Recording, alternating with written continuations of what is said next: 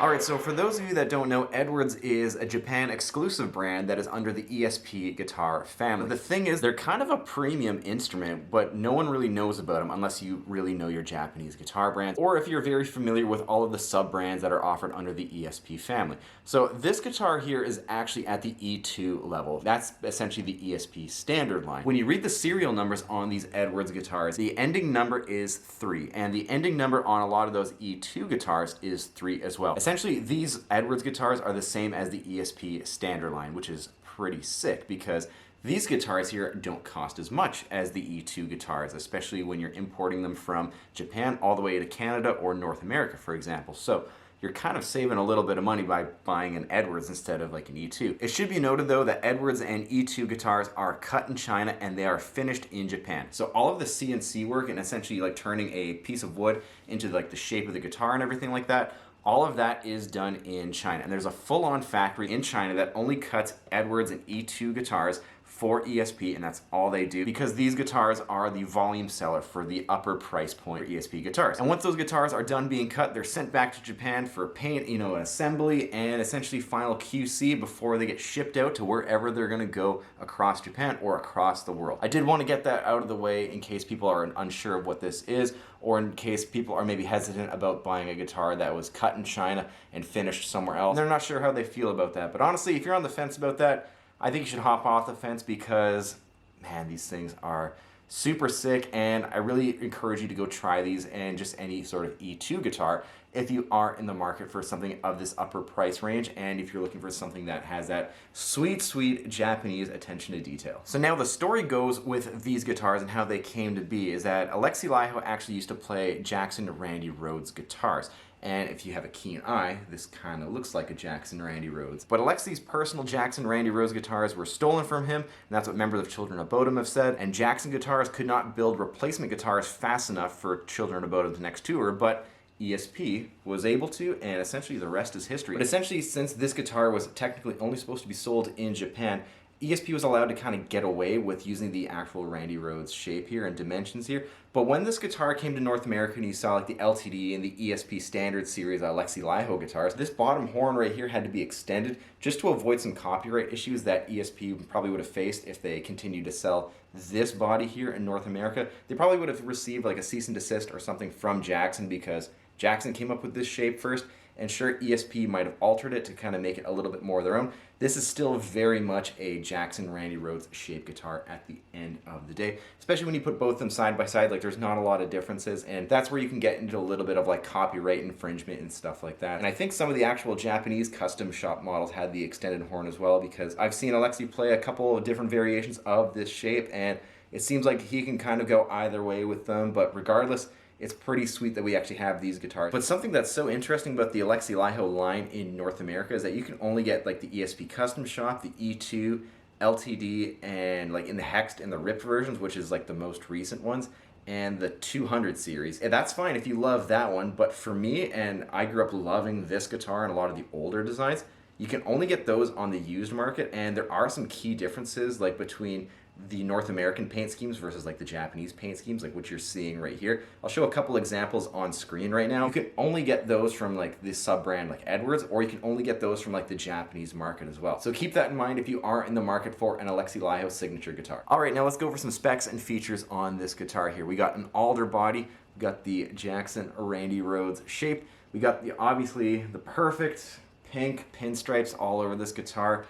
She makes its way onto the back too, like, yeah, can't beat it in my opinion. We have a Floyd Rose 2000, which is obviously a step higher than the 1000 and the 1500 series. This is right under the Floyd Rose original series, and I believe this is actually just a very high-end import like Floyd Rose. It is still stamped as a real Floyd Rose, but from a little bit of extra reading, it is a real Floyd Rose at the end of the day, except it is not made in Germany like the actual Floyd Rose. We have the output jack right on the side here, which is, you know, you can hide your cable around here really good. We have some strap locks from factory, very nice. We have a very simple electronics layout here. We have this passive EMG F2HZ pickup, and I've honestly never heard of that pickup. It's obviously what Alexi used in his guitars until like the ALX set came from EMG. When I did some extra research on this pickup, there was not a lot that came up outside of just continuously linking back to the Alexi Laiho guitars. So if anyone has any information on this specific pickup, please let us know in the comments below. But it seems like this pickup might just be proprietary for this guitar here, which is pretty cool because Alexi would just kind of take these guitars and just kind of go. We have one volume knob to control that pickup. And the very cool thing down here, might be hard to see on camera, this is an on-off switch for the onboard preamp that is on this guitar. This is the ESP MM04 preamp. And this whole electronic system is very similar to the one that he would use on his Jackson Randy Rhoads guitars here with the Jackson pickup. And I believe it was a Jackson branded preamp as well, because Jackson guitars would actually make their own electronics back in the day. But it's very neat seeing a lot of those features on electric guitars, since you either just see straight passive or straight up active pickups on the guitars. You don't really see onboard preamps or boosts or anything like that anymore. So kind of neat to see that as well. Moving up to the fingerboard and the neck here, we got 24 nickel frets. Frets 20 to 24 are scalloped. We have an ebony fingerboard. We have these pink sawtooth inlays, which just look so good on that ebony board. And speaking of this ebony board, like, this is a really great cut of ebony right here. Like, there's no streaking or anything, and it's just very dark. It's really good, the very tight grain, like really great quality here, really great wood choices here. Flipping the guitar over, we have a 3-piece maple neck, and if you could look real close, there's just a little bit of flame in that as well, which is kind of cool. This is a neck-through construction as well. We have that upper access heel. Like, this is really out of your way. There's nothing to get in your way. It's not like this is a Telecaster or a Strat or a Les Paul where you have to fight with that upper horn. Like, you can play all of those 24 frets so easily with maybe a little bit of pivoting just to make it easier for your hand. But yeah, I've had no real issues of getting comfortable and playing up high on this guitar here. Just like all of the other Alexi Laiho signature guitars in the line, we have a 25.5-inch scale, and this is also a 12-inch fretboard radius as well. Moving up to the top of the headstock, we have Godot tuners. We We got the Edwards logo in pink as well. Truss rod cover, string tree, and flipping the guitar over on the back here. Children of Bodom Hate Crew logo on the back here, just like on Alexi's Japanese custom guitar as well. Electronics cover. There's no backplate on this guitar, and probably my favorite feature on the guitar is the fact that you can pop this battery compartment open and the battery swings up just like that. You don't have to take apart the backplate or anything like that and get at the battery. So if your battery dies mid-set, you just pop that open, flip it up, switch the battery, boom, drop it in. This is like a 10-second job instead of just unscrewing a backplate. And something else that's really sweet about these Edwards guitars is that these guitars come set up from the factory just the way that Alexi Laiho would want his guitars set up from the factories. The action on this guitar is at around 1/16 of an inch, like at the nut, and it goes all the way up to like 2/16 of an inch, right at the end of the fingerboard here, which is, you know, it's a little high for my personal preference, you know, especially after playing this guitar for a while. I might take it down a little bit. And even the actual like preamp settings that are on this guitar here, that is how Alexi Laiho would actually play his guitars, you know, with those exact like onboard preamp settings to get that signature Children of Bodom guitar sound that we've all grown up and loved. I honestly think that is just so sweet that a professional musician at Alexi's level would just take a factory setup and just roll with it, and outside of, you know, putting his own strings on it. And there's something to be said about that for him, like as a player, but at the end of the day, it does say a lot about ESP's attention to detail and how they take care of their artists, which is why I guess so many artists are just still with ESP to this day. Now, something that I want to share with you all is that this guitar is pretty well identical to Alexi's like ESP Japanese custom shop version. And I'm going to highlight that through some extra footage that you're going to see on screen right now. This is coming to you courtesy from my good friend Chris Keys at Premier Guitar, who sent over the actual Children of Bodom Alexi Laiho like guitar rig rundown. Even after just watching that like many times, like I can't believe how identical these two guitars are outside of maybe like the headstock logo. These guitars are literally the exact same. I'm going to show you some highlights of Alexi's personal ESP custom shop version of this guitar, and you can see they are basically identical. The same electronics, the same pickups, the same wood combination, the same neck shape, and the only difference between the actual ESP custom shop version of this guitar and this Edwards guitar here is literally the bridge. And outside of that, like they are basically the same guitar. And I bet if you were to hand Alexi like the Edwards version of this guitar, it would probably be the same, and I bet he could play an entire set on that guitar. And again, like this is just like the build quality that's speaking volumes for Edwards, ESP, and all of those other sub-brands. So once again, thanks again to Chris Keys for sending over that footage. I really appreciate that. And if you want to watch that full rig rundown, there's going to be a link in the description below where you can check out the full Children of Bodom rig rundown and see more of Alexi's guitars. And before we hear this guitar with a couple isolated guitar tones, it should be mentioned that this guitar has now been strung up with strings from today's sponsor, the String Source. And if you're unfamiliar with String Source guitar strings, they've been my personal go-to choice of guitar strings for the past almost 5 years at this point, which is pretty crazy to think about, but honestly, I stand behind their products and they are a fantastic string manufacturer. All of their strings come packaged as balanced sets, whether you are in standard or drop tuning, and regardless of how many strings you have on your guitar, the String Source has you covered for pretty well every tuning you could ever think of. And honestly, after using String Source strings, like I can honestly say my guitar plays better, that sounds better, and honestly, it's just way more enjoyable to play because every string is pulling the right amount of tension for the note that I'm actually tuning my guitar to. And when you have guitar strings that are perfectly set up for the tuning that you're in, your guitar is just going to be performing way better than you've ever thought of. So go ahead and click the link down below and actually try a set of String Source guitar strings for yourself. And to sweeten the deal, you can use my code MRTNTSS for a little bit of a discount when you buy some strings from the String Source. Link down below and get the best strings for your guitars.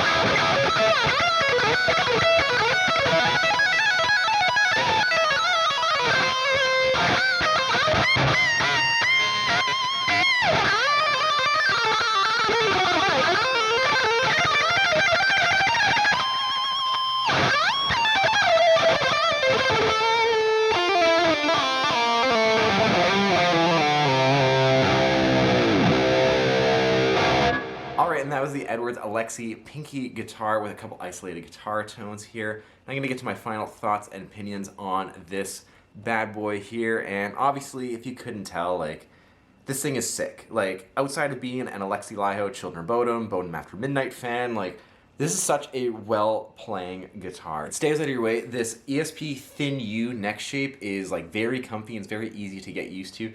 I will say I do like this over some of the Ibanez Prestige 6-string necks that I've played. It's a little bit thicker than it and a little bit wider, almost like a hybrid of a Jackson and an Ibanez neck, and this feels really nice in my hands and feels really at home. The scallop frets, like, this is a really great feature. I really like this. This is the only guitar I've ever played, like, with scallop frets, and, like, I totally get it now. These notes are so easy to bend, they're so easy to fret, and just, like, it's very comfy up here hitting those higher notes, especially when fretboard access might be a little bit challenging on some guitars. The fretboard access is really great on this guitar here. There's like no real issues. I do have to pivot my hand a little bit to kind of get into like that classical guitar position, kind of as if I was playing a cello, to give you a bit of a visual there. I mean, that does feel comfy to me, but that's just like kind of how I play, you know, given I have studied classical guitar. The onboard preamp is pretty sick. It does kind of remind me of a tube screamer in some way, like when you engage and disengage it, as you probably heard in the demos. Like, it does add a lot of gain. There are some different trim pots in there, but I do want to leave that pretty stock because those are Alexi's settings, and I want to keep this guitar as faithful to how he would have probably had his guitars playing and like sounding from when he got them from ESP. And yeah, this passive pickup sounds great as well. But yeah, just the overall build and quality control in this thing is just like outstanding. Like, honestly, I would probably just get another because it's just built this well, like outside of being an Alexi Laiho signature guitar. But honestly, if you're looking for something that is very like in your face, pardon the pun, that is, you know, an offset like flying V, has like kind of like the best fret access you could ask for, has a really comfy neck, one pickup, and it's just built for metal. Like, this would kind of be the guitar for you, and I'm probably gonna suggest like you get the Edwards version because they're just the more cost-effective option, and it's literally the same build quality. It's from literally the same factory as the ESP like E2 line. At that point, I have a hard time recommending other guitars, you know, especially for the price. I think I paid around like 1,500 Canadian, and I think at the time of filming, that's probably around like $1,100 or $1,200 American, and this is basically a full-on Japanese guitar, like, and it's like, you know, it's pretty sweet to look at too. This guitar does feel really good too, like, you know, the balance on it is really good. There's no neck dive. It is, you know, feels good. It's not super heavy. It's not super light like a toy or anything like that. And for like $1,200 American dollars, and you know, with a hard case, and for something to look like, you know, this sick, like, I really have a hard time like, you know, not recommending this or anything else from Edwards, really, because it's like you're basically getting an E2 for way less money, and in my opinion, that's kind of hard to beat because E2, you know, and anything that comes out of Japan or is set up and finished in Japan, kind of like the gold standard for that, you know, $1,500 to $2,000 range guitar. And honestly, really hard to beat in my opinion. And the only thing that's negative about the guitar is that, well, it can only be played in one way. You can really only play this guitar either standing up or in the classical position, because if you try and play it like, you know, like horizontally like this, it's just gonna kind of slide off your leg. I play in the classical position, so it doesn't really bother me too much, and that's just what I'm really used to. So if you can get past that, and if you can just kind of play in the classical position, like, this is a really comfy guitar. And yeah, I don't know, like, I just feel like the notes just jump off of this guitar. Like, sonically, this guitar is very loud. It plays really great as well. The attention to detail and the quality control is just fantastic on these things, and I think that's kind of it. I mean, you guys can probably tell that I really like this guitar, and, you know, obviously being the big Children of Bodom and Alexi fan that I am, like, I would be maybe a little bit biased for this guitar, but, you know, after buying a guitar, like, sight unseen, and just, like, you know, rolling the dice that it's gonna be good, and, like, you know, reading up that E2 and Edwards are basically the same brand, just, you know, with a different headstock logo, just kind of crossing my fingers that, well, spending a ton of money, and I hope this guitar is good. Honestly, this kind of outplays some of the offerings in the North American market that are priced above this. I'm just going to say that right now. But at the end of the day, if you are a fan of Children of Bodom or Alexi Laiho, and you're looking for that premium instrument, but you don't want to break the bank, I think the Edwards Alexi Laiho signature line is going to be where it's at. And with all that being said, that's going to do it for today's video. If you like certain parts of the video, let me know in the comments down below, and especially if you have any sort of suggestions or what you want to see me do with this guitar here, any sort of covers, or anything specific, like, you know, Children of Bodom or Alexi related, let me know in the comments below. I'm always down to take some suggestions regarding that stuff. If you enjoyed the video, make sure you give it a thumbs up. If you're new to the channel, I have tons more videos that go over guitar demos, reviews, and setups, and all good things like that. And if you are a returning subscriber, make sure you hit the notification bell so you don't miss a single video that I upload. Thanks for checking this out, and I'll see you next time.